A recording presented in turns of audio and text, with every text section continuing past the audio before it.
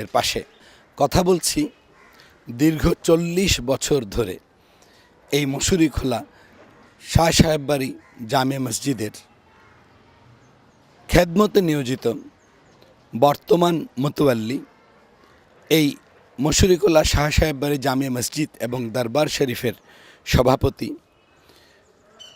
আলহাজ হজরত শাহ মোহাম্মদ আহসানুজ্জামান মুজাদ্দিদুল আলীর সাথে আপনি আমাদের বাংলাদেশের ঐতিহ্য, বাংলাদেশের গৌরব এই মুশুরিখোলা শাহ সাহেব বাড়ি জামে মসজিদ সম্পর্কে কিছু বলবেন?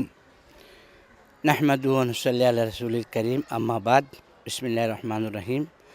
বাংলা ত্রয়োদশ শতাব্দীর মহান মুজাদ্দিদ ওলিয়ে কামেল পীর মুকাম্মেল মুশরিকুল হযরত কেবলা শাহ আহসান রহমতুল্লাহ আলাই 1910 সালে এই হিন্দু অস্ত্রোচিত এলাকার মধ্যে এই মসজিদটি স্থাপন করেন।